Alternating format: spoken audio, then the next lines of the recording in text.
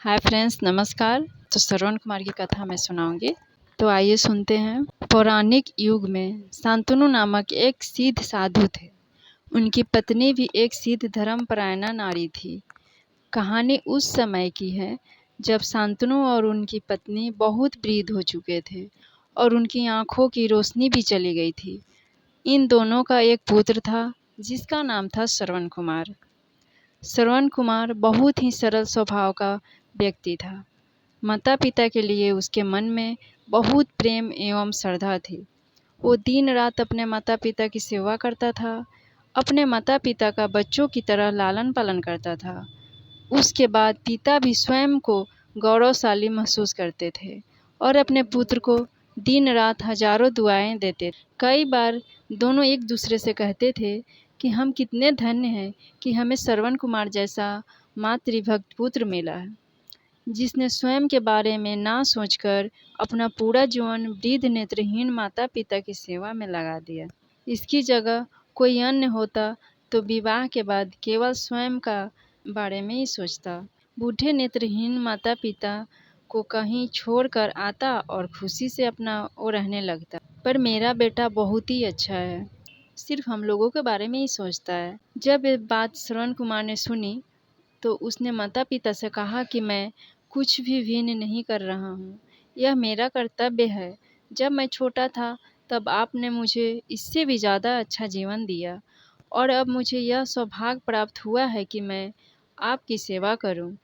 आप दोनों जो भी इच्छा रखते हैं मुझसे कहे, मैं उन्हें अवश्य पूरा करूंगा। तब शांतनु और उनकी पत्नी कहते हैं, पुत्र श्रवण, हम दोनों की आयु बहुत हो चुकी है। अब जीवन का कोई भरोसा नहीं है। किसी भी समय हमारी आंखें बंद हो सकती है। ऐसे में हमारी एकमात्र इच्छा है, हम तीर्थ यात्रा करना चाहते हैं।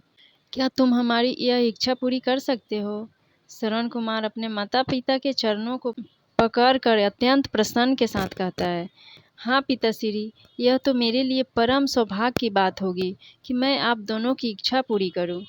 श्रवण ने अपना माता पिता को तीर्थ करवाने हेतु एक कांवड़ तैयार करता है, जिसमें एक तरफ शांतनु एवं दूसरी तरफ उनकी पत्नी बैठती है और कांवड़ के डंडे को अपने कंधे पर लादकर यात्रा शुरू करता है।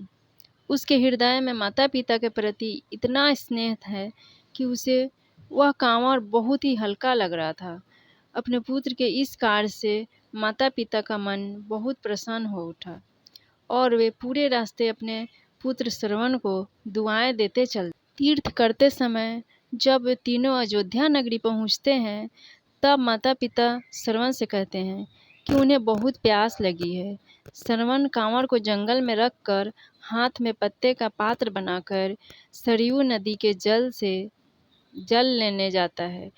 उसी समय उस वन में अयोध्या के राजा दशरथ शिकार पर निकले थे और उस घने वन में वह हिरण को शिकार बनाने के लिए उसके पीछा कर रहे थे। तभी उन्हें घने जंगल में झाड़ियों के पार सरयू नदी से पानी के हलचल की आवाज़ आती है। उस हलचल को हिरण के पानी पीने की आवाज़ समझकर महाराज दशरथ शिकार के उद्देश्य से तीर चला देते हैं और उस तीर से श्रवण कुमार के हृदय को आघात पहुंचता है, जिससे उसके मुंह से पीड़ा भरी आवाज़ निकलती है, जिसे सुनकर दशरथ स्तब्ध रह जाते हैं और उन्हें अनहोनी का एहसास होता है और वे भागकर सरयू नदी के तट पर पहुंचते हैं, जहां वे अपने तीर को श्रवण के हृदय में लगा देख भयभीत हो जाते हैं और उन्हें अपनी भूल का एहसास होता है।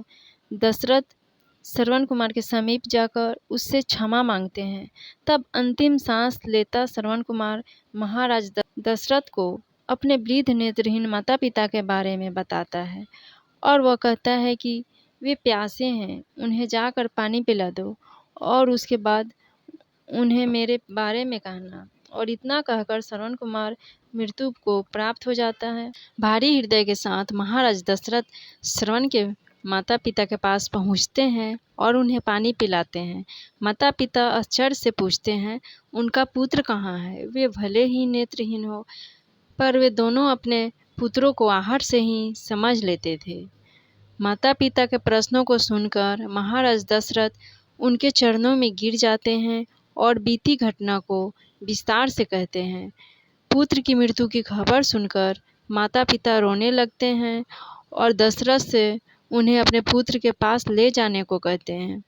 महाराज दशरथ कांवर उठाकर दोनों माता पिता को श्रवण के पास ले जाते हैं।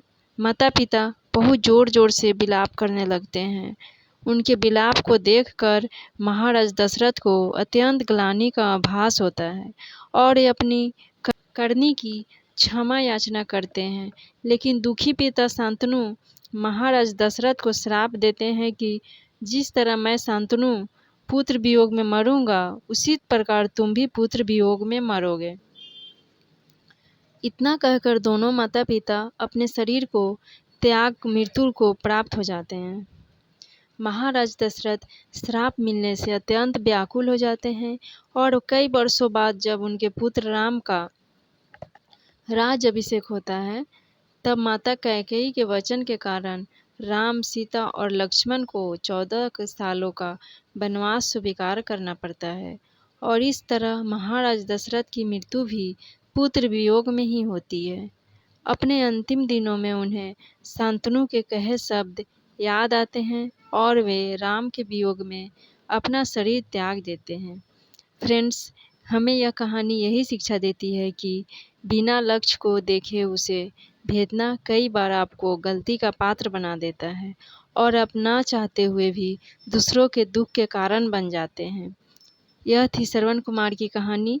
अपनी माता पिता भक्ति के कारण ही श्रवण कुमार पुराणों में जीवित है। श्रवण कुमार सदैव अपनी मातृभूमि के लिए